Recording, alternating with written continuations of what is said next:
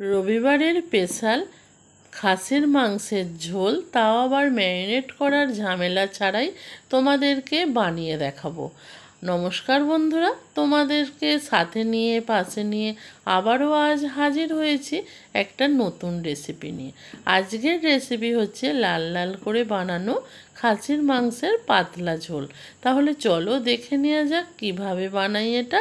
তার জন্য একটা কড়াইয়ের মধ্যে বেশ কিছুটা সর্ষের তেল গরম করে নিয়েছি।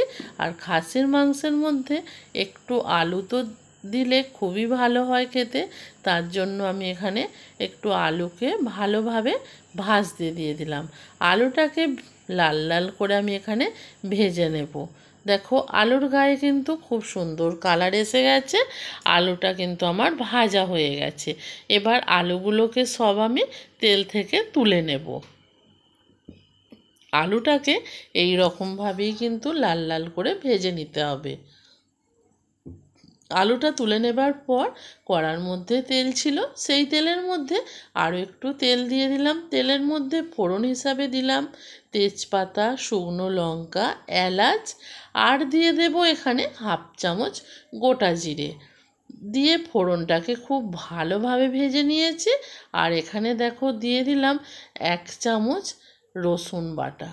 রসুন বাটাটা এখানে একটু বেশি পরিমাণে দিতে হবে। রসুনটা দিয়েও রসুনটাকে হালকা করে আমি ভেজে নেব। রসুনের কাঁচা গন্ধটা চলে গেছে।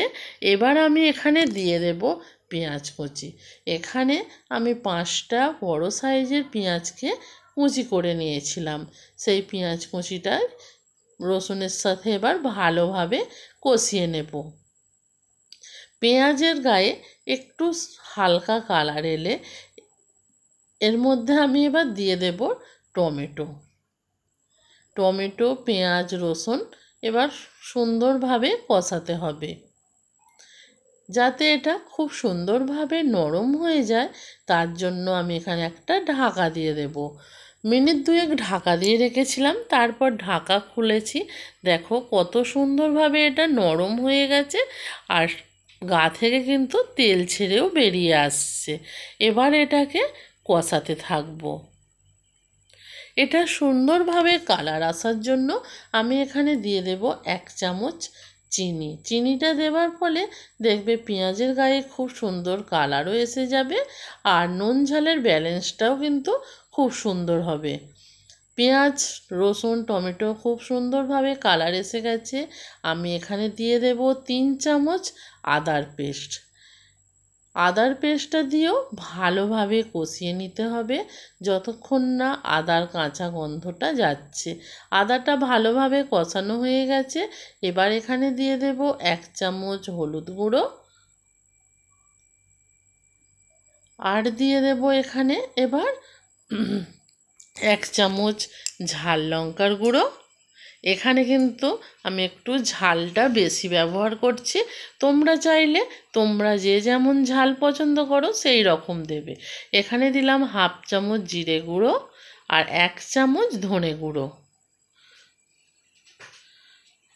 সব কিছু দিয়ে দিয়েছি। আর কালারের জন্য এখানে আমি দিয়ে দেব হাফ চামচ কাশ্মীরি লঙ্কার গুঁড়ো। এটা শুধুমাত্র কালারের জন্য। এবার সব কিছু দিয়ে আমি এটাকে ভালোভাবে কষিয়ে নেব। মশলাটা ভালোভাবে কষিয়ে নিতে হবে। দেখো মশলাটা খুব ভালোভাবে কষানো হয়ে গেছে। এবার আমি এখানে দিয়ে দেব একটা ঢাকা। এই ঢাকাটা দিলে দেখবে খুব সুন্দরভাবে কিন্তু তেল ছেড়ে বেরিয়ে আসবে।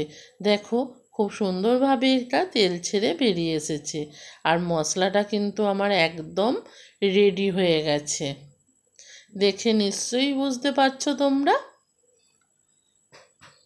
এই রকমভাবে রবিবারের স্পেশাল মটনটা বানিয়ে ঝটাপট খেতে পারবে। দেখো মশলাটা রেডি হয়ে গেছে। এবার যে মটনটা নিয়েছিলাম সেই মটনটাকে আমি এর মধ্যে দিয়ে দিলাম। মটনটাকে আগে থাকতে আমি ভালোভাবে পরিষ্কার করে ধুয়ে নিয়েছিলাম। এবার মটনটাকে ভালোভাবে মশলার সাথে আমাকে কষিয়ে নিতে হবে। মশলার সাথে আমি এটাকে ভালোভাবে মিক্সড করে নিয়েছি। এবার এটাকে কষাতে হবে। মটনটা যত সুন্দরভাবে কষানো যাবে রান্নাটাও কিন্তু তত সুন্দর হবে। একটা ঢাকা দিয়ে দিয়েছিলাম মিনিট 2 মতন। ঢাকাটা খুললাম, দেখো মটনের গা থেকেও কিন্তু তেলটা ছেড়ে বেরিয়ে আসছে। এই রকমভাবে ঢাকা চাপা দিয়ে কিন্তু মটনটাকে আমি কষিয়ে নেব। দেখো মটনটা কিন্তু অনেকটা সুন্দরভাবে আমার কষানো হয়ে গেছে, আর মটনটা থেকে খুব সুন্দরভাবে তেল ছেড়েও বেরিয়ে এসেছে।